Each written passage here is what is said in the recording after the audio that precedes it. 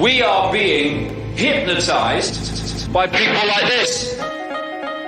Newsreaders, politicians, teachers, lecturers. We are in a country and in a world that is being run by unbelievably sick people. The chasm between what we're told is going on and what is really going on is absolutely enormous. Oh yeah, dude. There's some Nephilim shit. It's like we all know what's going down, but no one's saying shit what happened to the home of the brave. These motherfuckers, they're controlling us now, and no one's talking about how they made us modern day slaves. And everybody's just walking around, head in the clouds, and won't awaken to a dead in the grave. But then it's too late, we need to be ready to raise up. Welcome to the end of days. Everybody is slaves, only some are aware that the government releasing poison. Welcome back, everyone, to another episode of Nephilim Death Squad. I am your host, David Lee Corbo, a.k.a. The Raven. This is Top Lobster. I hope everybody had a lovely New Year's. I know I did. It was a very cool time. There we go. What's up, Marshall? Joining us today is Aiden of the Lore Lodge. Aiden, before we get into things, can you tell everybody a little bit about what it is that you do and where they can find your work? Sure thing. My name's Aiden Mattis. I am a historian by trade. That is my education, my training, and I make videos about basically unsolved mysteries for the most part. Whether that is people who disappeared under strange circumstances, conspiracy theories about the true history of the world being written down in a book from 1965 and censored by the CIA. It was just the ramblings of a madman. But yeah, so that's kind of what I do. You can find me at the Lore Lodge here on YouTube, or my personal channel is just Aiden Mattis, and that's where I do some more streaming, reaction and gaming stuff. But yeah, so that's who I am. That's what I do. I also have a background in religious studies. I am super excited, Aiden, to have you on, number one. And number two, to have everything that I thought before or thought that I knew completely shit on. So this is like... just like 5 minutes before the show started, he's just schooling us on the Nephilim. I'm like, never heard that, never heard of that, never heard of that. And I'm like, damn, I don't really know what I'm talking. I feel like maybe we should just end the stream now because like we have no idea what we're talking about. So you want to get the last words that he muttered before we started was, he was like, number one, that's not how you pronounce Nephilim, and number two, that's a stupid fucking name. You should rename the show. And then we rolled right into it. I said neither of those things. Actually, history will prove, Aiden, if we go back. I did not say you should cancel or rename the show. That was you. Could you give the fans, the listeners, a little, like, listen to a little bit of what you were just talking about in the pre-chat? Sure. Because you kind of ran through the idea of the name, the Nephilim, and if that is even accurate historically. Yeah, so the whole concept of the Nephilim is one of those things that really for the past 2,000 years or so has been relegated to the upper echelons. That's kind of the ivory tower discussion, is you've got people who are biblical scholars sitting down and they're like, okay, what does this passage actually mean? You get to a little bit later, the 1900s, even the 1800s, where you have the printing press is a pretty easily accessible thing for people. The Bible is now a very accessible thing for people. They can go and pick one up at a local hardware store. They don't need to go and find their family's heirloom Bible from the Middle Ages, crack it open, and figure out how to read Old English in the first place. Not Old English, but, early modern. So you get a series of people who start to look more deeply into everything. And they look at, all right, well, here, this text says this, and this one says something different. How do we reconcile these? How do we talk about them? And what you get is suddenly this topic that has been pretty exclusively reserved to the elite within that group. The priests, the deacons, the cardinals, within the Protestant churches, some of the higher level pastors, elders, and things like that. Suddenly that is being discussed by the common man. And then with the evolution of the internet, it goes into overdrive. And you've got, all right, well, one person heard this about Nephilim and then went and looked it up, and they got something from another random site, and so on and so forth, until you have millions of people with different views on what these things are. The version that has sort of made its way into the public consciousness is that Nephilim are essentially demigods, that they are the offspring of angels and individual humans, And usually this splits into two main camps. One of them is the ancient astronauts, Zechariah Sitchin. These were the people from the planet Nibiru who came down and they created human beings as a slave race. And these are the Nephilim, because the Hebrew word Nephal means to come down. So that's why these are the heavenly beings. These are the same thing as the Watchers, essentially. They're aliens who came here to enslave humanity. The other view is a bit more the biblical side, which is that these were angels who were assigned to humanity to watch over us, to keep us on the right path. And that this group called the Watchers, this is all from the book of Enoch. This is not in the Bible. This is in the Apocrypha. So in Enoch, the Watchers, they decide, I'm not really vibing with this whole just being a babysitter thing. I think we could be gods. And if we agree that any punishment visited upon any of us must be visited upon all of us, God can't really punish us all, right? They can't arrest us all if we try to storm Area 51. You thought. They do all get arrested, and in this case, being arrested means that you are chained underneath a mountain, being basically turned into a rotisserie chicken for all of eternity. That's specifically for the rebellious angels. That's not what's supposed to happen to us.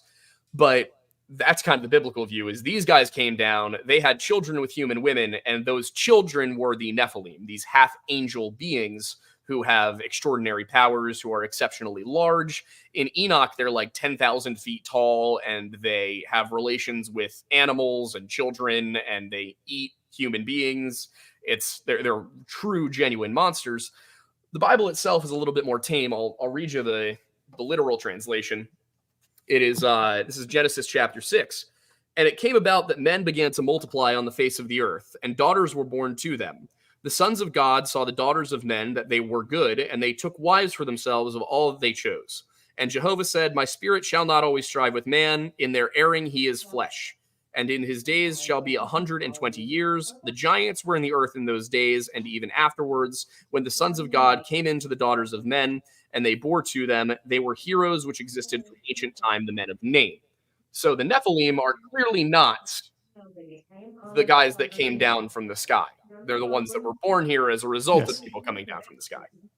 Is this why, like human beings, we seem to have this integral? One of the things that's part of our stories over and over again is like this idea of banging the babysitter. Like it's hardwired into our psyche is this idea of having sex with the babysitter. And now it's like a throwaway kind of like cultural trope that all of a sudden I just found a home for. And it now seems much more important than just some like throwaway mechanism in a Hollywood movie, but it's actually because they were the worst babysitters. And they came, eventually they were like, I don't want to watch these kids anymore. Yeah, I'm gonna fuck these kids.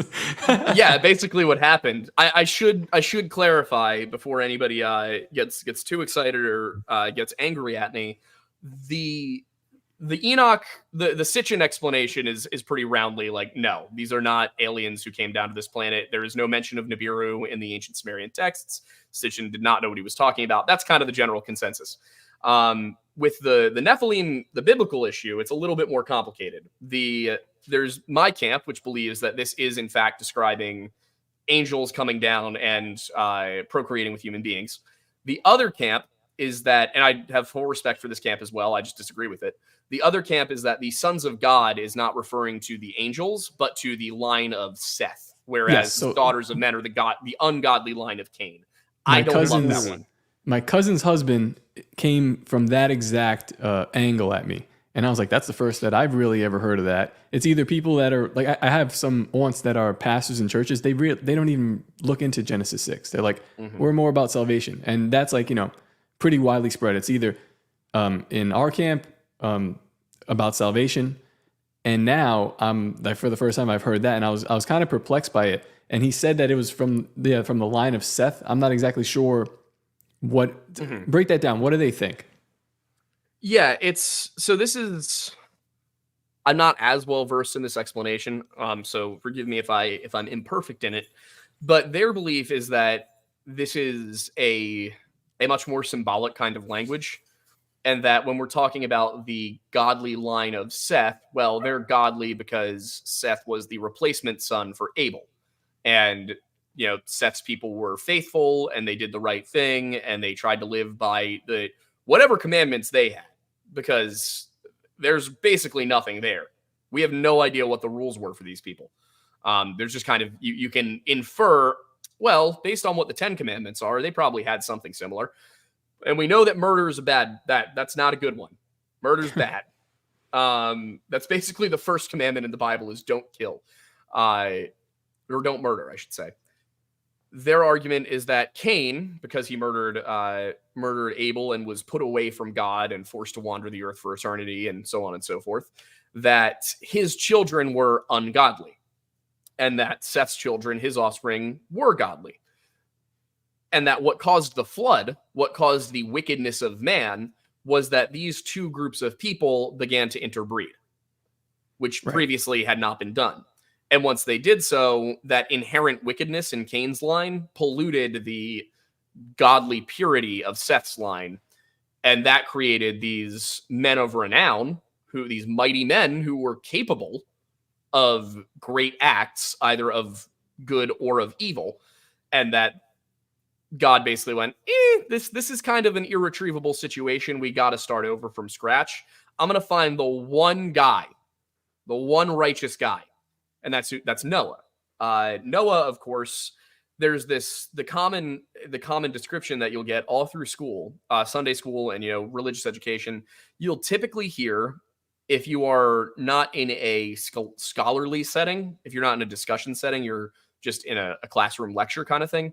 What you'll typically hear is that Noah was the only sinless man on earth.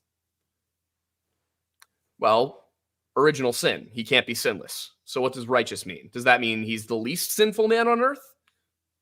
Gets kind of into the weeds here. This is all getting very vague and ambiguous. How could that possibly be the explanation? The alternative is that what it actually says, let me see if I can grab this really quick. All right. Are we going into this idea that he was perfect within his generations? Yes, precisely. These are the generations of Noah. Noah was a just man and perfect in his generations. That terminology is too specific to be accidental. Yeah, it's talking about bloodline. It's talking about bloodline, in my opinion. So what that means is that Noah's family, Noah specifically at least, had this is either the ungodly line of Cain or the angels, or the Watchers. He has none of that DNA. He's untouched, which means that whatever inherent sinfulness is in the DNA of Cain's line, whatever inherent evil is there, Noah doesn't have it. And therefore his children don't have it. So you can start over fresh. There's, of course, plenty of arguments over how literal is this story supposed to be. Was it really just Noah and his family on that ark? Was it Noah as the patriarch of a tribe or a clan that was on that ark? Is it really two of every animal? Are we talking about just the local animals? Was this perhaps something more complicated than we're being told? There's also the question of when did all of this happen? It also took him 120 years. 120 years to build this thing, which is so that's the other thing is that what that is saying, or is it like this is the issue with the Bible is there's so much time dilation.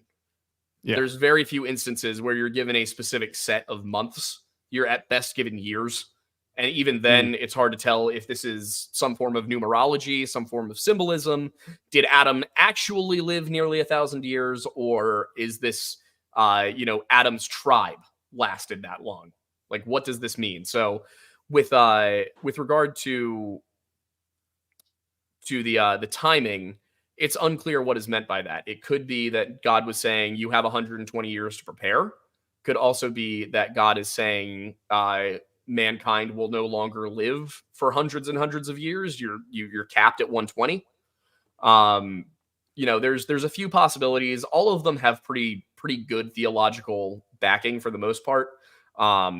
Those are the two big ones, though, is either God was saying man's lifetime is now shortened considerably, or this is how long you have.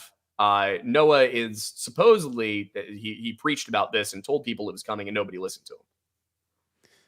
One of the things that I always find compelling is for the argument of the Nephilim being the mixing of the human women with the fallen angels, is that you do see that echoed in Greek mythology, right? Where it's like that's how you get all your demigods. And I'm of the contention that, I guess contention's a strong word. I like to entertain the idea that these entities could have existed, but they're just renamed, because you'll find that, right? It's one entity who's in charge of, agriculture in the rains or something like that, or another one who Right. oversees, war and things of that nature. And these entities, you'll find a representative of those attributes across many different cultures.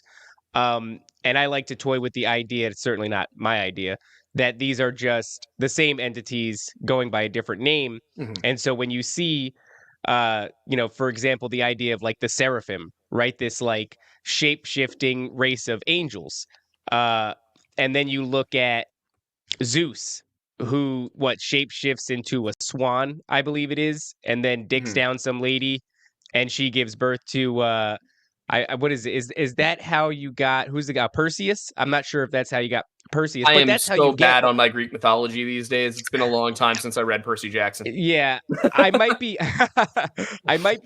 mincing, the formula for one demigod over another, but I know that is part of the lore, right? Is that Zeus, he transforms apparently into a very irresistible swan, pays some lady a visit. She's like, I like the look of this swan. And then gets dicked down by the swan, and then that's where you get your sort of, once again, your men of renown, your heroes of old, right? And Zeus is a horny motherfucker.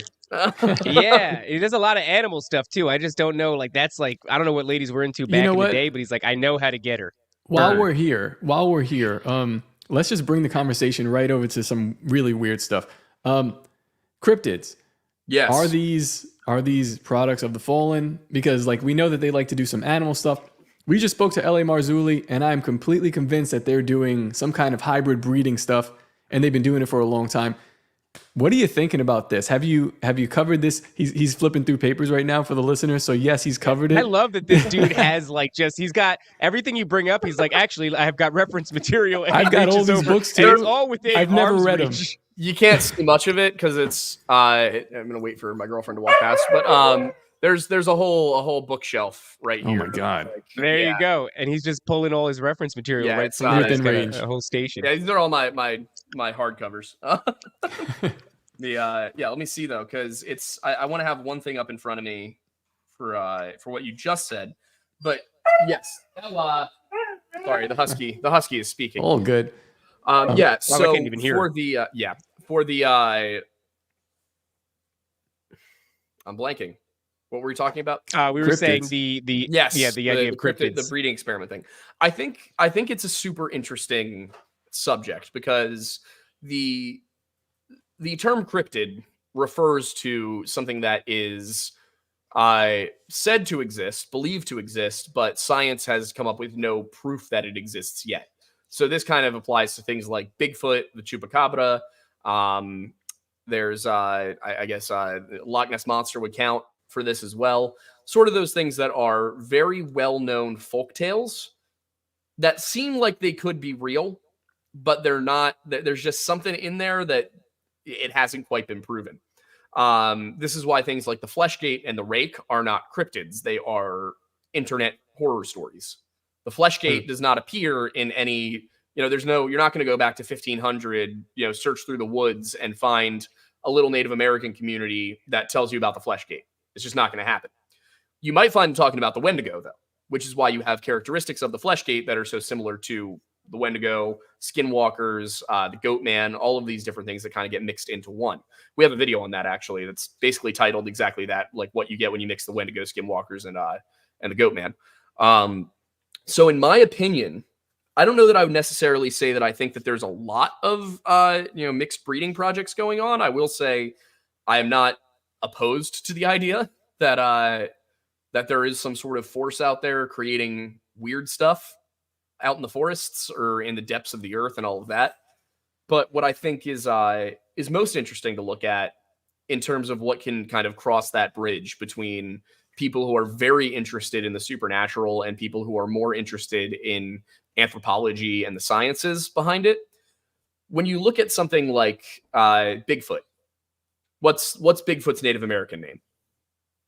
The Yowie? Sasquatch. Sasquatch. Yowie is actually an Australian one. Not too that's far right, off, that's right. but yes, Yowie is the Australian one. So Bigfoot's called Sasquatch. Well, that comes to English from a even more Native American term, Saskets. Saskets were believed to be these large humanoids. We're talking 6.5, 7 feet tall, who lived out in the forests of British Columbia. And they were said by the Chehalis people, hey, these guys live out in the caves. Don't go near their caves. They're very dangerous. They're very fast. They're very strong. And they seemed unable to agree. They were speaking to a man named J.W. Burns, a Canadian journalist and teacher, and they seemed unable to agree. Are these natives like us? Are these, the word they used was strange Indians?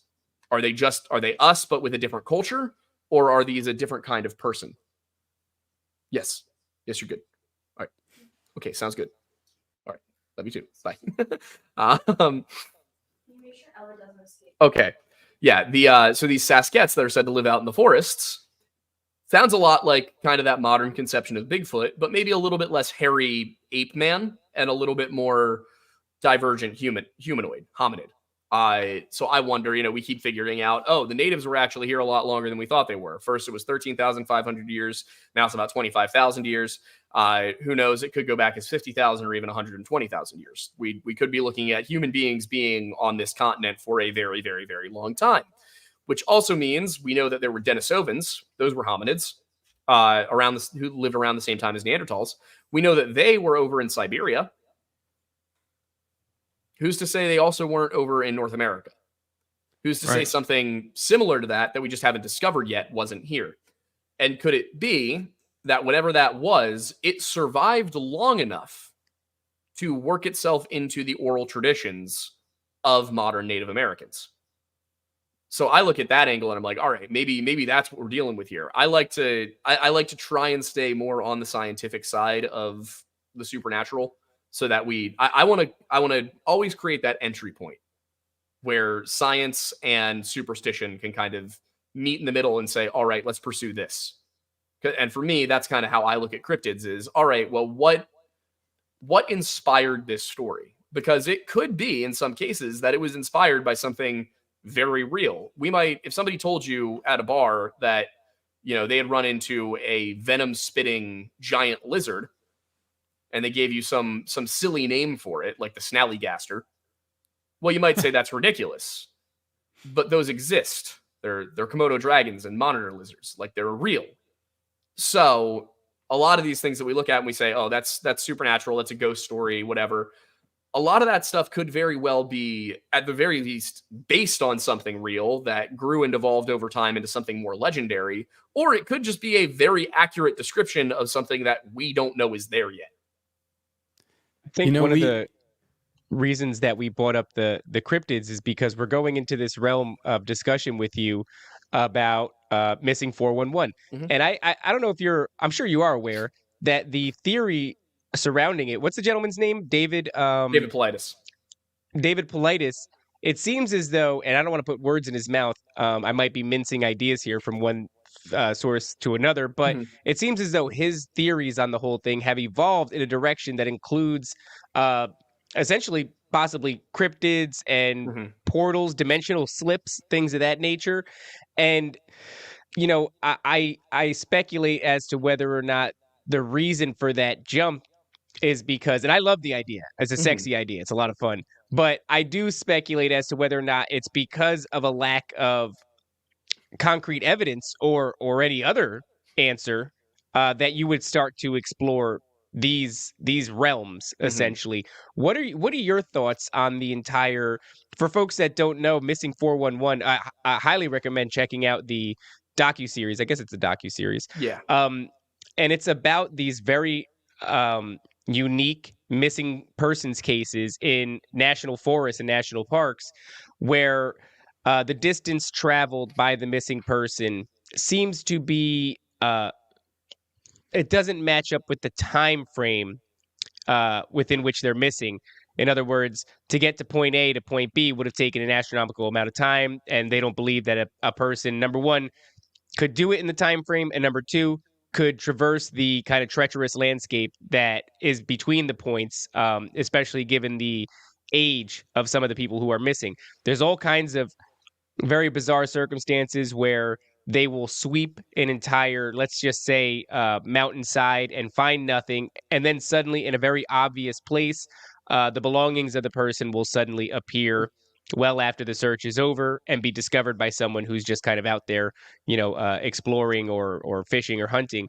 And also, there is no discernible signs of struggle or injury.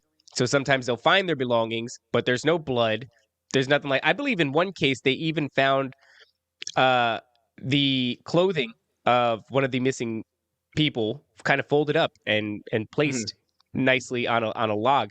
And so it is strange. What David Politis has done is he's mapped these missing persons cases all out, and he's drawn correlation where I suppose someone could make the argument there is none, but in his mind, these are all connected, and the thread that connects them is the mysterious circumstances of the disappearances. So I'd be really interested in hearing your take. Do you go into this paranormal supernatural thing? Is that even an appropriate terminology for this? Because it might just be something that we don't understand yet. And so the supernatural and paranormal are often things that are not defined by science, but may yet be at some point. I'd be interested in hearing your take on that. Sure. Yeah. So I think that the one of the best ways to refer to basically anything in paranormal or supernatural in that world is to look at it as kind of being stuff science hasn't figured out yet, because chances are whatever that story is, there is some sort of realistic explanation for what happened. And when I say realistic, I don't mean that there can't be some sort of thing we don't understand. I mean that eventually we will be able to understand it. All science, all sufficiently advanced science looks like magic to people who don't understand it.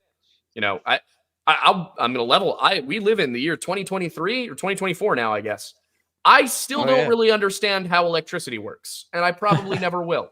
Like, I understand how currents, this is direct current, this is alternating current, and you need one to make sure it goes along for a longer period of time because it'll dissipate, and it goes into my wall socket and then it powers my device. I get that part. The physics of generating electricity and how it functions totally lost on me. So, to me, that might as well be magic. I'm aware that there is a way to do it, but there's also a spell for something. So it's really funny. There's a recipe.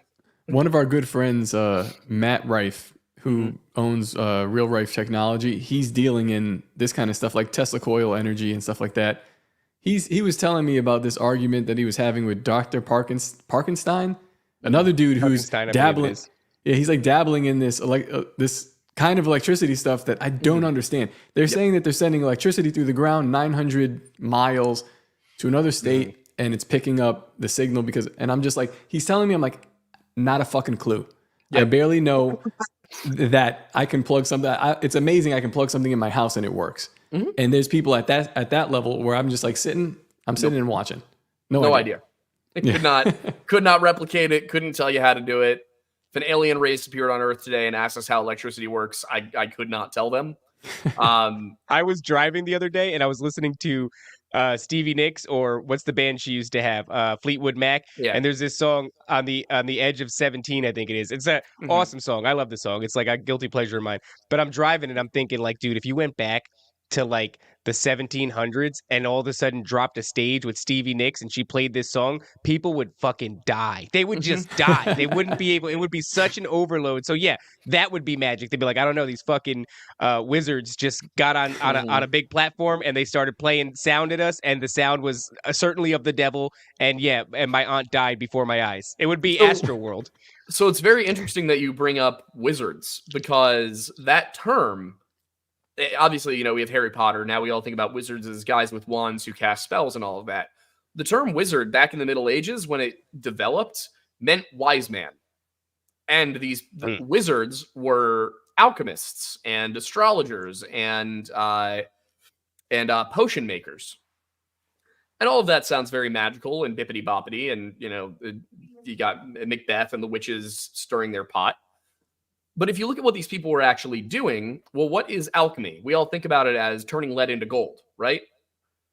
But what is alchemy actually? What is the process of taking one material and turning it into another one? It's material science. It's texture. chemistry. It's Yeah. chemistry. Yeah, it's chemistry. The term alchemy comes from alchemy. The term chemistry comes from chemi. Like they're the same root word in Arabic because they're the same thing. Just alchemy was a little bit more hoodoo, like, all right, well, if we mix these things, maybe we'll turn this into this. It was very similar with potion making. I mean, think about what potion makers did. You come to your potion maker, your court potion maker, and you say, hey, I have some aches and I've had a lot of, my nose has been running recently. And they say, oh, I'll whip something up for that. And they take a whole bunch of herbs, maybe some powders of certain heavy metals, and maybe like, I don't know, bone dust or something. They grind it up, they mix it with some water, they create a tincture, they create a beverage, anything along those lines. And what do you end up with? Well, you end up with a pharmaceutical drug. That's what potion makers were. They were apothecaries is probably the right term for it, but they were pharmacists. They were people who put together mixtures to solve ailments. And then you have astrologers. Well, what are astrologers? Obviously today, astrology is something that, 20-year-old white girls do to make sure that they're compatible with their boyfriend. 1,000 years ago, it was astronomy. It was looking at events that have happened. Well, what position were the stars in when it happened? Are the stars in that position now? Could it be that we're witnessing the same event repeating itself? That was astrology. So you're seeing and of course there were people doing all the weird stuff too. But the point is, all of this old magic, as we describe it, was in fact science. It was just a very rudimentary form of it that today to us would look like kids playing with baking materials. But to them back then, three-field crop rotation was a new thing. Being like, oh my God, if we leave one field barren for a year, it'll come back twice as fertile. Let's do it. That was new around 1000 AD. Like, what's interesting is that was new. And now we're obviously dealing with like much more advanced techniques for agriculture. And at the same time, when you're looking at the pyramids and whatever was going on there, we're not even able to replicate how they got those stones there with modern trucks and heavy machinery. So yeah, it's like, for me, it's like a give and take, right? I'm like, in a lot of ways we have made advancements, but in a lot of ways, maybe we've forgotten a lot of stuff. So, yeah, the pyramids are one of those things that I took. I'll be honest, I took one Egyptology course in college and I dropped it because I got lost. The names are so foreign, the dynasties overlap. Like, it's really complicated keeping it all together. I'm sure if I had taken a few months and really sat down and focused, but it was like my 6th course that semester. I just wasn't not about it. It really is one of those things that people have come up with methods that could have worked. It's just, is that method remotely efficient for doing this? And the answer is usually no. Like the method of, okay, well, we're going to take a copper saw and we're going to throw sand into the sawing point, and then we're going to sluice it with water as we saw, and that's going to get us through the block. Well, yeah, that'll get you through the block, but it's going to take a long time. Yeah. Right. And also, why they choose such a hard type of stone. Yeah, the precision that they did it with. There's also that idea of like wetting the sand and sliding these things over, almost like it's skiing over the sand. Yeah. There's a lot of things that they come up with, but it's like, yeah, does this work, at scale? When you're talking about however many blocks over however many megalithic structures. Yeah. And then the other thing too is it's weird because, the courses. The way I look at it is like when you have guys like Randall Carlson and Graham Hancock, take what you want from their theories, but it's very clear that the verdict is still out. Yeah. And to saddle someone down with debt and say, take this class and we're going to tell you what it is. I don't know necessarily what that class is like, right? But I imagine there's a lot of there's certainly you become vested in the information that you've been given because you have a monetary investment in it. And then that you can see that's what kind of creates like the gatekeeper system that exists in archaeology, right? The same thing that Randall Carlson is allegedly, butting up against constantly is these gatekeepers that tell anybody who has an alternative theory that, it's completely out the window. And it's just, we're probably going to get to the point where 50 years from now, much of what Carlson, suggested, what with the redoing of the Sphinx and the water erosion, suggesting that it's like, I don't even know how many thousands It of was like years, 12,000 years. something like that. And I wouldn't be surprised if we're going to be sitting in a climate when it comes to archaeology and history, we're like, oh yeah, that's the accepted science now. Mhm. And so it's always that thing of like, who knows when you go to take these classes, what you're being inundated with, and then also what sort of information you're going to go on to protect and covet because of the monetary investment. Yeah, there's definitely a significant degree of that within the fields, and this applies to mine as well with history. Part of the problem is that in these jobs, when you go and you get your history degree, what your future looks like is essentially one of three things. You are going to be a professor, you are going to be an archivist, or you are going to be a museum curator. Those are like your three main options when you get a history degree. Archaeologists have the benefit of they can also go and do field work. There's really no historians can't really do field work. What is field work for us? Going to the library. So that's what professors do. Archaeologists have the benefit of being able to go into the field, but part of the issue there is when you are getting into it. Well, first, let's take historians because that's what I'm most familiar with. If I were to have gone the typical route, then I got out of school and I took a year off to work private sector, try and make a little bit of money, and then go back. You go back, or you go straight in, and you get your master's degree. And while you're getting your master's degree, you work as a TA. So you are probably either going to be teaching a very low level course, or possibly you're going to be assisting with a grad course or an undergrad course, something like that. That is below your year. Very rarely you'll see a master's student get to teach their own course, but that's usually like a review kind of class. You get your master's degree. Now you can be an adjunct. Adjuncts make like 20 grand a year. Jesus Christ. So yeah, you get paid by the class. You don't get paid for being a professor. You get paid by the class you teach. So you don't make a ton of money. You're usually teaching at 2 or 3 schools all in the same area, running back and forth, day to day. More than likely still paying off debt. Oh yeah, you do that for 5 to 10 years while you get your PhD. And if you're lucky, you get your PhD in just 5 years. In the US, it's a lot quicker over in Britain. They have no real reason to keep you there because they don't hold their academics to quite as high of a standard. And they also it's free. So, interesting. Yeah, I remember I was talking to students at the UK school I was going to get my master's degree at, and every single other foreign student, everyone who was from another European country, but particularly people who had gone to school in both the US and the UK, told me that by far I would probably be the best educated person out of all of the students in every single one of my classes. Because the American education system, once you get to college, is considerably more rigorous. And only the people that come out at the top of their classes here in the US go to school over in the UK. So you're getting like the best of the best American students going over there to do their grad schools. And usually you're doing that because you want to be around the history you're studying. But say you spent 6 years getting your undergrad and your master's. You are now 24, 25 years old. You then start your PhD program, which takes you another 5 years, hopefully. You are 30 years old. You got a job at the university that had a position open. You are making 50 grand.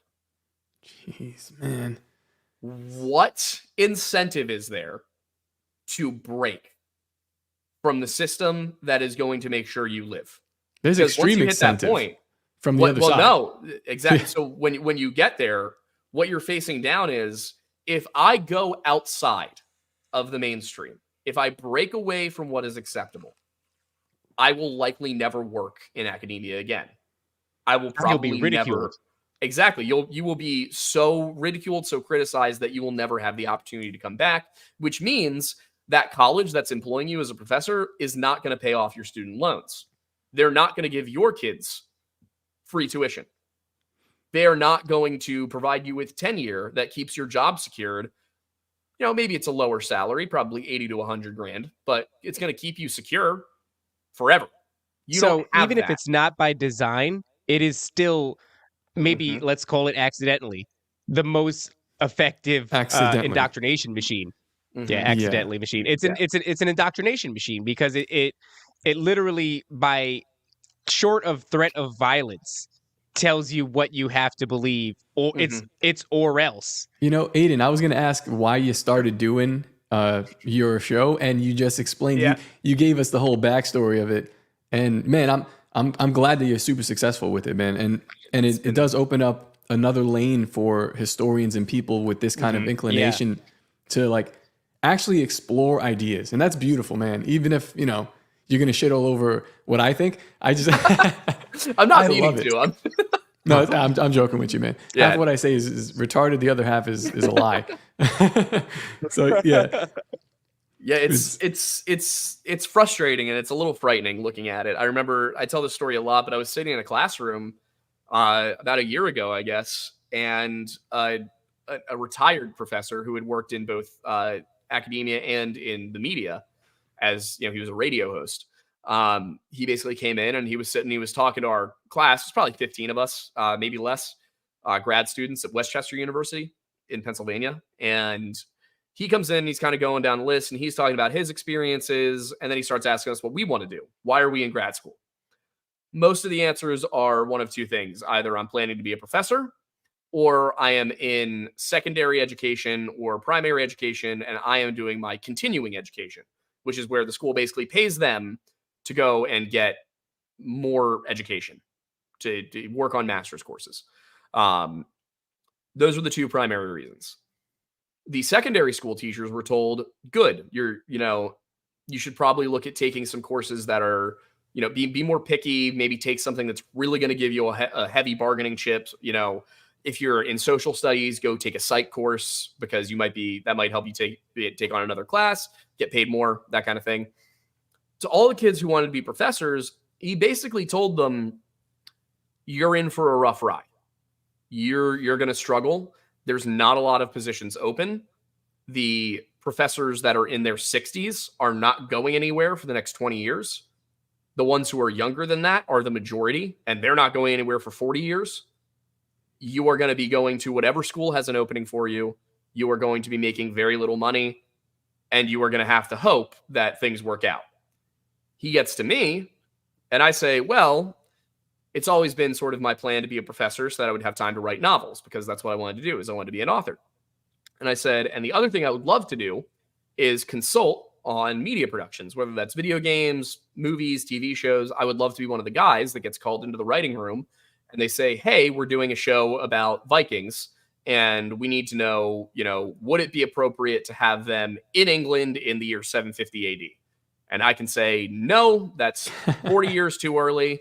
You're going to need to wait. I would set it, if you want like early Viking period in England, let's talk 795 to 815. Netflix needs to hire you because they. I would love that. I think all the Roman people were black in one of the. It's like I was gonna please say, call Aiden. Somebody, please. I know they just did that with like some Cleopatra, I believe. It was like, it wasn't even just that. There was another one. There was like a Viking warlord that they casted as a black woman. It was insane. Haakon the Good, who's like unimportant one. That's not like a random Viking chieftain. That's the guy who converted Norway to Christianity. No big deal. Yeah, and he also lived way before Leif Erikson, which pisses me off enough about that show. Like we're talking about, I think 925 to 936 was his reign. Leif Erikson was like the 980s onward. This is why I can't watch. I can't watch anything on Netflix. Everything on Netflix, like it's like every time a documentary comes out, I'm like, it's not a real documentary. It's like some form of just brainwashing or purpose,ful disinformation. It's they have a whole thing. Sometimes it's not even purposeful. Netflix. Just random disinformation, maybe just to irritate people. Hire Aiden. It's a lot of it really is just that people, they don't know. They go on Wikipedia and they're like, what does Wikipedia say? Well, as long as I'm close to that. And it's like Wikipedia's angle as well, as long as I'm close. So you're saying, well, as long as I'm close to the guys who went, as long as we're close. I think you're giving them more credit than they deserve. I don't think they look anything up. They're just saying it. And then what they can do is they can plug in different ethnicities, and then they hide behind this sort of like racial justice barrier. And then it's like, well, you can't credit. It doesn't matter what we say. It doesn't matter how historically inaccurate it is. We have just this barrier. realized, It gives us total creativity. Dave, we're doing it wrong. We need to become social justice warriors on this show. So whenever someone's like, hey, listen, that didn't happen, and be like, actually, I'm Spanish, so you can't say that. All the Nephilim were black women.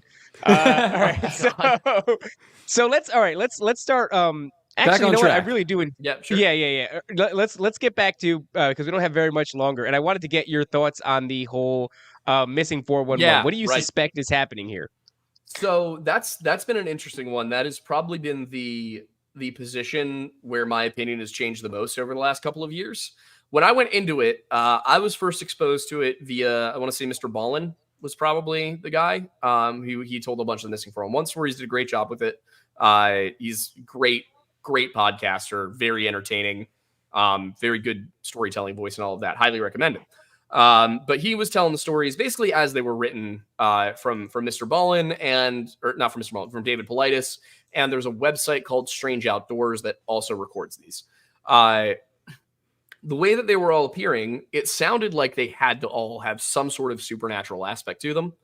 And so we started looking into it. You know, why is this kid who was at this summer camp, why did he disappear and end up 3,000 feet higher on a mountain 2 miles away? And why was his skull missing? Seems very odd. You dig down into it. Well, Bobby Beezup was at Camp St. Malo, which is a Catholic boys camp. This was in the 1950s. As it turns out, I think 4 different counselors who were there at the same time as him eventually ended up being caught abusing children. Colorado was like the center of that whole Catholic priest abuse scandal. So, all right, cool. So let's dig in a little further. What else do we know? Well, at the time it happened, it was said that the last he was seen, he was down fishing in a creek. One of the counselors said, hey, come up. And then he was never seen again.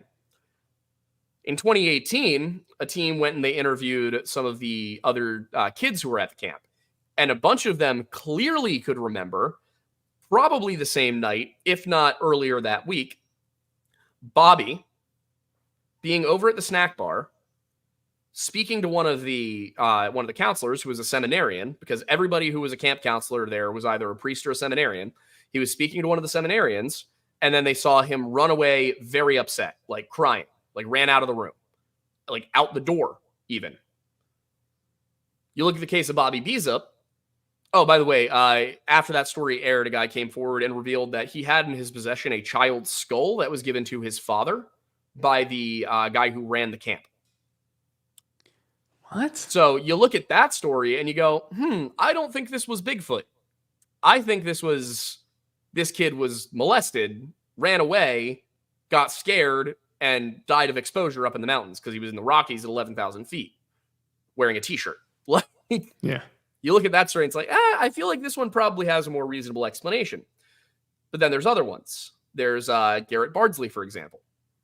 He was with his father on a Boy Scout camping trip. This was in the Wasatch Uintah National Forest. This is about an hour, I'd say, east of Salt Lake City.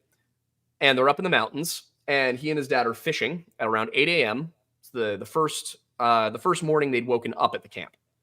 This was not a sanctioned Boy Scouts trip. This was the Boy Scout troop doing it as a private thing together, as fathers and sons trip.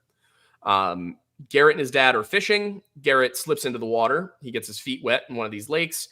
Decides he wants to go back and change out his socks and shoes because it's just uncomfortable to have wet feet. He's 150 yards from the campsite. The way back to the campsite is basically 75 yards in one direction, turn a corner, 75 yards in the other direction. At no point on the trail are you out of sight of either the dad or the camp. One of them can see you at all times. Garrett actually goes past the turnoff, and his dad calls back to him and says, Garrett, you missed it. It's back there. Garrett comes back, and his dad watches him turn onto the proper trail. So now there's only 75 yards between where Garrett was last seen and his destination, the campsite. After 20 or so minutes, he's not back from what should have been a 300-yard round trip. So his dad goes and asks at the camp, and he says, hey, has anybody seen Garrett? They haven't. They start looking all over the place. This is Salt Lake City. We're talking Mormon community here. Mormons are pretty intense about community and about family.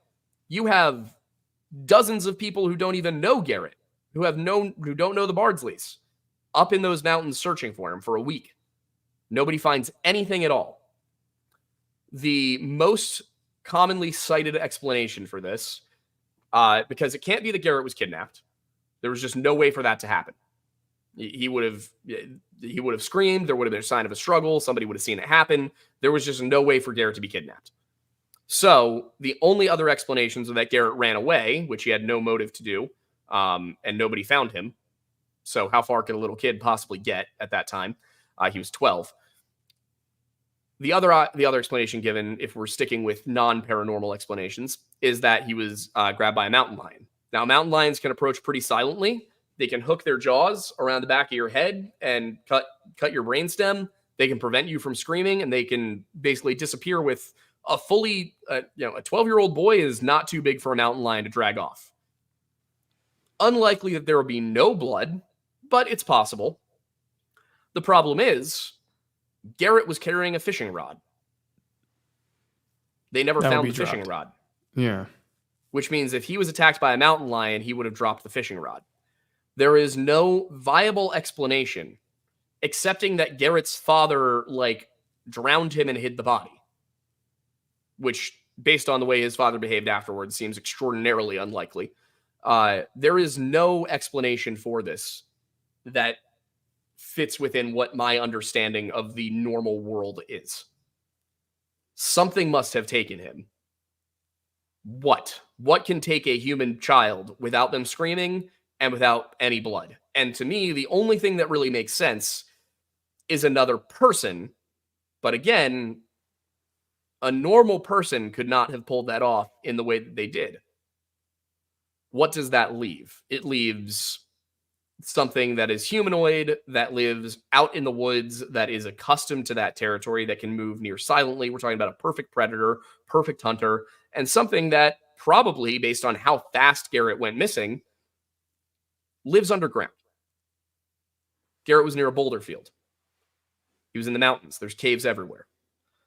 So it makes me wonder about that possibility. Now, am I going to say that's the Wendigo? 2 years ago, probably would have. I'm a little bit less certain about what precisely is doing it, but what seems clear to me is that in a minority of missing 411 cases, there is no possible explanation accepting that he was taken by feral human beings, Bigfoot, something along those lines. Now, what you believe Bigfoot to be is up to you. For me, it's, basically a large humanoid that lives out in the forests. Doesn't necessarily have to even appear non-human. That's, in my opinion, why we never found a Bigfoot skeleton, is because it would be indistinguishable from a large human. And the reason that you wouldn't find Bigfoot hair is because it would be indistinguishable from hominid hair, genetically. So that's where I net out on it. And I think that's kind of broadly, that's my take on missing 411 is in a lot of the cases, you find something like Bobby Beezup, where, to David Paulides' credit, when he came out with the Bobby Beezup story, his version of it, that was before any of this investigation was done, and they determined that this was almost certainly a case of child abuse. David Paulides didn't have that information. You could argue that he should have gone and gotten it, but he's one man who does not have the resources of an entire news station. So can't hold him to, you can't hold that one against him, in my opinion. But that is kind of what I see with a lot of this is, in a lot of cases, there's a good chance that something normal happened, something tragic, but something normal. Every once in a while, something comes along that just doesn't click, just doesn't make sense. That's actually what the video we're putting out on Friday is about, is the cases that don't make sense. But yeah, I mean, it's weird. And whether or not the body is found also has a lot to do with it, because in some cases the body isn't found, like Garrett Bardsley, Stacey Aris, Tom Messick. But in other cases, like Bart Schleier, the body is found, and the body is found in a position it really shouldn't be. Like, his job was hunting grizzly bears and tagging Siberian tigers. This is the kind of guy who wasn't going to get crept up on. He was also in excellent physical condition, excellent health, early 50s. From what I could tell, didn't have a family history of heart attacks, aneurysms, stroke, anything like that. And he just disappears. It appears he died the very first day he was on a moose hunting trip. And, moose are very dangerous to the average person. To a guy like Bart Schleyer, a moose is a deer. It's just not. This is a guy who bow hunted grizzly bears, like Kodiak grizzly bears. Bow hunted. He's not going to get crept up on by a moose. The other issue is he was torn apart. Like, they couldn't find all of his body. And the Royal Canadian Mounted Police said that he was killed and eaten by a bear. The problem was that when bears don't finish their meal, they leave it in a cache. They dig out a hole, they bury it, and they cover it up with dirt, and they come back for it later. They found none of that. There were no human remains in any of the bear or wolf scat in the area. And there was a case just a year prior to that where a photographer was eaten by a grizzly bear in Alaska, caught the whole thing on camera. Like, he managed to capture his own death on camera. Yeah, it's dark. But the thing is, when they killed the bear that did it, his clothes were in the bear's stomach. They found no bear scat with clothes in it. They found nothing. So whatever killed Bart, it left none of the telltale signs of it being a bear, nor of it being a wolf. What was it? Some people have argued that he did have a heart attack, that he did have a stroke, something like that he died and he was scavenged, but there was also no evidence of that. Like, there was no signs of scavenger animals picking apart his corpse.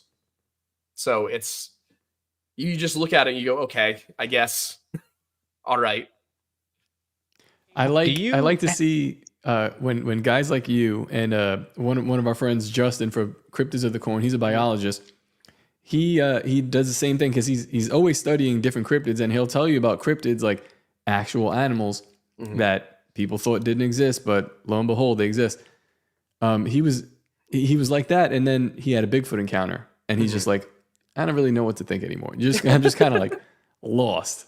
When he said Bigfoot encounter, what was he? Did he ever describe it to you? He did. You'd have to. I mean, well, I don't want to mischaracterize what he said. Maybe David remembers better, but he'll give you the firsthand account of what he said, enough to change his mind to say clearly there is a Bigfoot, and this is a dude who does this professionally. He's a professional biologist. So, I'd love he's to have a incredibly conversation with measured. the guy. If we'll hook you up. Put us in contact. I'd be happy to have him on our show too. He's awesome. like strictly information driven, a real analytical mind when it comes to these sorts of things. What was his channel? Cryptids of the Corn. Gotcha. Fantastic channel. Love when you those talk guys. to him, ask him about organic UFOs and the upper atmosphere. You're going to have a blast with that. Organic UFOs. Oh, so cool. It's so cool. It's my favorite part of the entire episode is fungal-based organic UFOs, I believe he was describing, and it's really compelling stuff. He went off of the movie, or how it related to the movie Up, or not Up. I'm sorry. That's the Pixar film. Yeah, that one. What's the one? Nope. That's what it was. Gotcha. Where they had sort of an organic UFO situation. It was a great movie. But when I hear these things, Aiden, I can't help but think about, and I just wonder, I know we're getting close to the end here, but if you had any thoughts on the situation in Peru with the face peelers. I'm sure this has come across your radar. And there's these reports of what the government of Peru called miners, right? So these are miners with technology. The descriptives that came out, and this whole thing is very strange and shrouded in mystery, and you only get these anecdotal stories that bleed out onto the internet. It's hard to make heads or tails of what the situation is, but one of the descriptives was sort of these armored beings that had an aesthetic that is closely resembling Green Goblin from Spider-Man, is the way they described it, although I don't think there was any green involved, and that they hovered 3 meters off the floor as they moved through the forest, and that they were basically surgically peeling people's faces off. And I don't know what to make of that. I don't jump towards aliens. To me, that sounds like a technology-based thing. That sounds like I wouldn't be surprised if the more information we got, the more it painted a picture of a military operation or something of that nature. And even a video came out of them retrieving a young girl, I think she was like 15 or something, who they actually intervened and stopped these things, allegedly, from peeling her face off. Around her jaw, you could see that there was these incision marks and she was bleeding and she was traumatized. But otherwise, the video is just a bunch of shouting Peruvian people. You can't really, you don't know what this is. I know that Timothy Alberino, the archaeologist, is very much of the school of thought that this has been a recurring issue for the natives of Peru, something that they've been dealing with for months preceding the events that we saw popularized on the internet and that made it to Western media. But when I see things like that, I can't help but kind of place that on the same table that I might place something like some sort of sanctioned operation rather that's happening in national forests. That's a sort of turn that a lot of people take, right? Like something is happening in these national forests, these national parks, that is being allowed to take place. It is of maybe a governmental nature, and they're protected by the fact that this is a national park, and therefore people can't really come snooping, and you can't launch an investigation in these places. The woodlands are so dense. But what were your thoughts? Did you guys tackle that at all? This Peru event? So I didn't. I think when I heard about this, I was actually down at Tim Pool's compound, if I remember correctly. And I think I talked to Brett and Phil about it. I think I did at least. What I remember thinking about reading through it was this seems like humans. This does not sound like aliens, and it does not sound like any sort of like monster to me. This sounds like human beings. I never looked too deeply into it because of that. But I also did not come across the video you're talking about. So it might have been a function of when I looked. But yeah, to me, that sounds a lot like illegal, like organ harvesting. The idea of like peeling someone's face off doesn't have a ton of applications. Right. That was my thinking about it. It's like, why even do this? And there's these videos of them pulling a body out of the river, and the body has, no face. It's white skull exposed essentially. And there are a lot of claims that this was essentially someone who died and face planted in the water, and piranhas and things like that had access to the face, which to me checked out. I go, well, that's reasonable, right? If somebody dies and they fall and their head is the only thing that lands in the river and their body's just laying there before anybody finds them, all sorts of aquatic life is going to have at your face. This could, right? And so, but then all of a sudden, all of the media outlets that are tackling this, they're all making this correlation as if this is real. And it's like, okay, well, obviously if it bleeds, it leads. And so there's a real... Got to pull up this guy. He's my co-host on my other show. Is this true? Yeah, Wendigoon and I have a show called The Weird Bible Podcast. Okay, cool. Just make his day and say, shout out Cole. That's it. Oh, well, yeah, shout out to Cole. All right, Cole, go away. Yeah, I'll do it over on The Weird Bible Podcast too. I don't care. We're filming that in a couple weeks. Oh, awesome. That's hilarious. Heading down south. He won't stop about Wendigoon. He will not. He's freaking out right now. To the point where Wendigoon's awesome. I have not, you know what? I've watched like some of his episode, and he's like, "Have you finished it?" And I said, "You know what? I'm not going to watch it anymore." I do the show, and I like out of pure spite, but maybe I will now because you seem really cool, Aiden. Just a spite, Dave. If you like the Nephilim stuff, I can actually here Weird Bible. It has its own channel and everything. I know. We know about Wendigo. I'm just messing around because he loves him so much. Every time we bring up some sort of conspiracy, he's like, "Oh my god, like Wendigo," and I'm like, you know what? Oh yeah, he's talked about all of it. I was trying to see. There was one. I'm trying to remember which it was. Because there's a couple of episodes from the show where we talked about Nephilim and angels and demons. Yeah, episodes. Here, I'll grab them and I can send them to you guys. Yeah, what's the name of what's the name of the show again? The one I do with Wendigoon is the Weird Bible Podcast. The Weird Bible Podcast. Okay. All right. Yep. You've got at least one new subscriber. I'm checking that out. Okay, thank you. Yeah, here are the two that I believe deal with Nephilim. Sent them to you in the chat, but Awesome. yeah. Perfect. But as I for see it. They the just popped up. aliens thing, I think the biggest problem we have right now with anything like that is the way that media works and how it's something gets out there and there's immediately 150 TikTok conspiracy accounts saying this is what's happening in Peru and news reports and of course they're relying on like the National Enquirer as their source. So by the time it even gets to somebody like me's desk, I'm already like, oh God. And everybody else has already decided what it is. Somebody faked a video and now the whole internet thinks it's this. Like, I'm trying to remember. Oh, a great example of this, the MH370 stuff that just happened. I saw you get in the dirt a little bit. What happened there? What was that about? Ashton Forbes basically posts this video that seems to... Did my chair get lower? It did. What the hell? No, that got higher. Okay, there we go. That's what that was. So I have a standing desk that I only ever use sitting. But yeah, so what happened with that was that I was just scrolling through social media. I was on Twitter, and I come across a post by Ashton Forbes that's like, here's a video of MH370 being sucked into a wormhole. And I went, I know next to nothing about this. I was 16 when it happened. That's it. That's I remember a plane went missing and everybody was confused because they didn't find any of the debris for a while. So it was just disappeared for like 2 years. And I retweeted it and I said, I know very little about this, but I'm intrigued. Should I not be intrigued? A lot of people were like, you should be intrigued. So I reached out to Ashton and I said, hey, do you want to come on the show and talk about this? And he said, sure.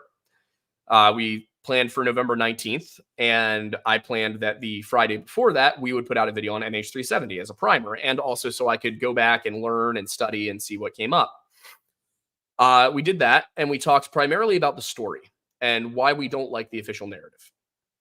And then part 2 was quick recap and the conspiracy theories and why we like or don't like them. The one that I liked the best was this was a lithium-ion battery fire. There were 221 kilograms of lithium-ion batteries in the cargo hold of the plane. They were not properly insulated. The way that lithium-ion batteries work is that if a fire starts on one, it will rapidly spread to the next one, creating a chain reaction. And when you're talking about a sealed pack of lithium-ion batteries that are all simultaneously on fire, really in any sealed compartment, that's a pressure bomb that is going to go off at some point. I think that's what happened. I think the fire probably spread to the electrical systems, knocked them out, and the plane went down. That's, in my opinion, the reason that it was kind of like so weirdly handled by world governments and media is that that's pretty embarrassing for the FAA. Yeah, that's kind of like, especially when everything's trying to move into this like electric. That's the direction, go green, right? This is like the same thing that I saw happen. I believe it was in New Jersey. We had a big storm. A bunch of Teslas ended up, when they first got rolled out, something went wrong. And like all of the Teslas exploded in fantastic fashion, like devastatingly. And so, when you're trying to tell everybody to go green and go electric, maybe you do just, maybe that's why the MH, 370, that's why it gets buried. Is because of climate change activists. How awful. Yeah, in a way, that's kind of what I think happened is like for some reason or another, this lithium ion battery fire screwed up somebody's plans.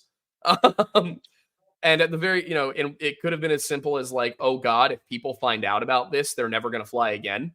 If people find out that we've actually been allowing people to fly with bombs in the cargo compartment, then who's going to ever trust the FAA, the United Nations Civil Aviation Authority, like all the different groups who 2 years later, in completely unconnected fashion, banned the carrying of lithium-ion batteries on passenger planes over certain amounts. You can have like your cell phone in the cabin with you because it's very easy to put out one lithium-ion battery. Very difficult to put out an entire cargo hold full of them. So you can still have them in the cabin. You just can't have them anywhere that is not accessible by the crew, such as the cargo hold, which during flights is not accessible to the crew. So I think that's most likely what happened to the plane. What happened with Ashton was that at the end of our second video, we kind of went over the videos he had shared, and we were very careful to not say this is Ashton's theory, to not say these are Ashton's videos. We were basically like, Ashton Forbes put this information out, and then we went and talked about the information with leaving Ashton entirely out of it. And the reason we left Ashton entirely out of it is because we disagreed with him, and we didn't want him to feel like we were coming for him. We were piling up. We weren't. We had a professional disagreement with the guy. And that was based upon the fact that my co-host, my editor, Aiden, we're both Aiden. He was able confusing. to replicate the effect, at least one frame of it. He was able to replicate in Adobe Premiere. You the guys who debunked those videos? So we were one of the groups who did. Interesting. We did not have the most complete one. Ours was basically, hey, here's the thermal video. And we took the animation of the wormhole opening up that was allegedly fake. That everybody had come out and said this is an asset from a 90s video game. And the asset mostly matched at first when nothing had been color corrected at all. But it definitely wasn't exactly the same prior to any color correction, which is what I said to Ashton on the live show. And so when we go to do the video, Aiden wanted to take a crack at it, see if he could figure it out. So he changed the tint and the saturation to remove all color. And when he removed the color and it just turned to black, a lot of the little imperfections that didn't match disappeared completely. And the end result was that you had a single frame, at least, that was a perfect one-for-one match to what was in the video. Now, the likelihood of that is astronomical. There's almost no chance that you're going to have something that happened in real life that was caught on video perfectly match a designed asset from a lab for even one frame. What game is it? The asset you said it was from a game. It was from an asset pack, like basically a royalty. You went and you bought the asset pack and you had no royalties. So these are effects that have been used in multiple movies and video games throughout the 90s and early 2000s. I think one of the items in the pack was used in Star Wars. He matched one frame perfectly. The reason he didn't go on and match all 5 frames perfectly is that he didn't feel like it was necessary. Just because of the likelihood, and he didn't have time. So we were in the process of actually doing all 5 and matching all 5 frames perfectly so we could show people a video where it was just layered right in and see if they could tell the difference. Then it basically came out that, yes, the videos were in fact fake. It was proven they were fake. The assets were, the original source assets were posted. Ashton admitted he was wrong. But, he's still in the process. And I remember saying to him privately, hey, I like what you're doing. I like the passion you have, but you got to make sure you're careful that you only say stuff that you can really provide evidence for, or that you can at the very least say, hey, it was reasonable at the time for me to believe this, given the information that was available. And I said, you just need to be careful. But if you make sure you follow those 2 rules, you will be fine, no matter how this ends. You will have established yourself as somebody who can do investigative content, and you can be in a good place, even if you're wrong. Right. I mean, still what he did was that. Right. And that's where, what the work he did was incredibly extensive, the hours that he put in. But if he would have gone the route that you described, you still have this credibility as someone who's willing to beat the analytics to death, which is what we need in this realm of the unknown, right? With all these different accusations and all these different claims being thrown around, to have somebody who's willing to tear things apart on such a minute level is exactly what you want. But instead, it seems that, I suppose, when you put that many, it's the same thing. You go to a university and you dump in all of this money, you become indebted, you put in countless hours, and now it's very hard for you to say, actually, the information that I was fed was wrong. Yeah. It's time invested that makes it almost part of your identity. And for him, it certainly was. He became synonymous with that theory. And still to this day, I look at it and I go, damn, dude, that was awesome. What you did was awesome. The work that you put in was awesome. It's a shame that it can't be recognized as that. Yeah, that's the difficult part of all of this style of content creation is when you are talking about the unknown, there is always a chance that what you're talking about will become known. And then you've got to be prepared to deal with that because you might be wrong. And for a very long time, I was kind of in the same position with Missing 411 where I was like, no, I firmly believe this and I will prove it. And it just got to a point where there was an overwhelming amount of evidence that the exact belief I had was wrong. And I had to go, all right, well, based on what I have here, I still don't feel like this is something mundane and normal. I feel like there's something going on here, but I got to revisit.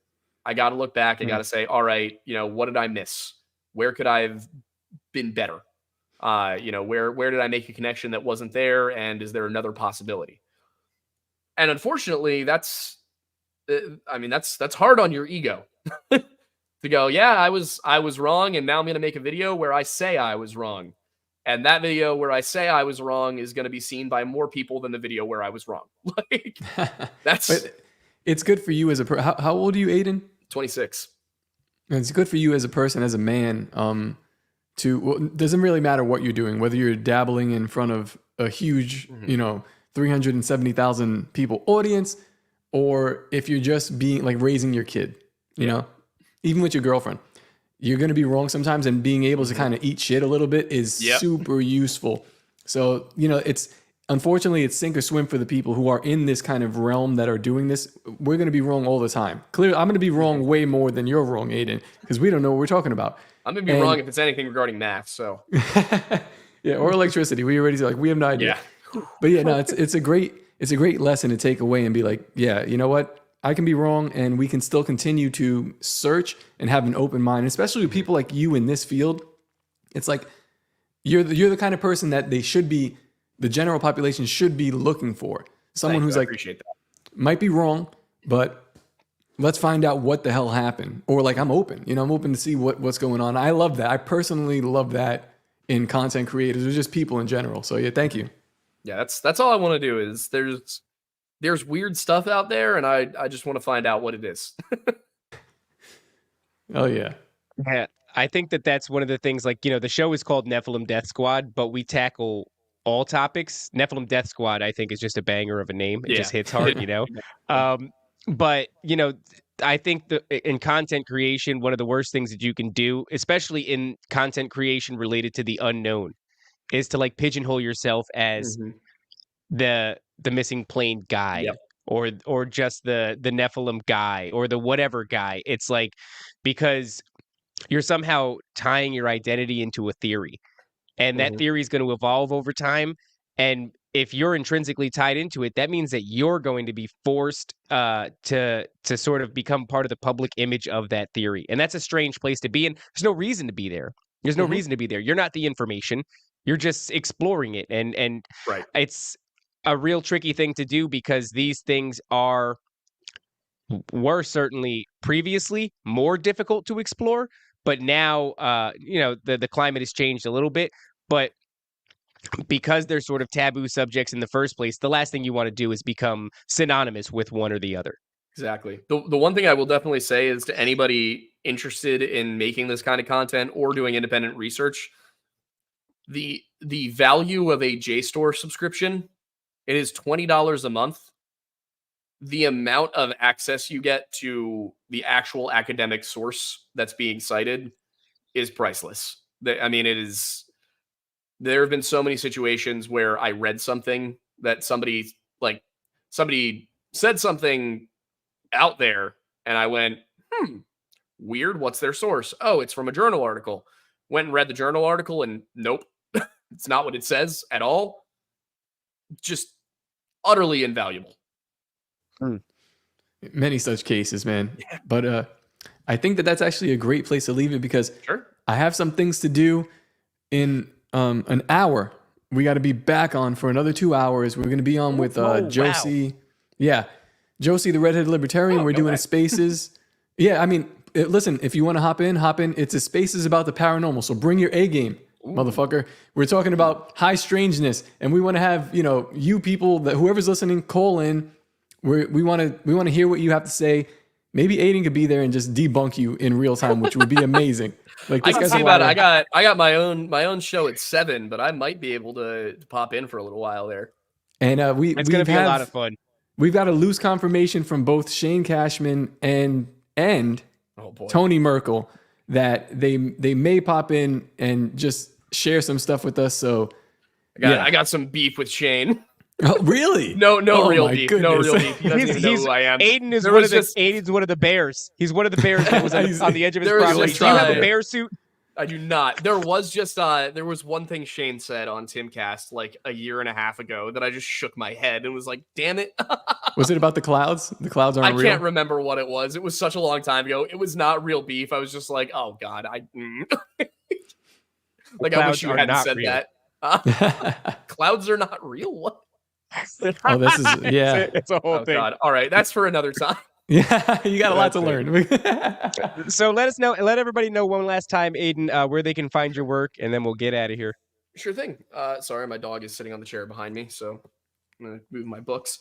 So I am Aiden Mattis. I am the host and lead researcher of a channel called The Lore Lodge. I am also the guy behind the Weird Bible, the History Hut, my own personal channel, Aiden Mattis.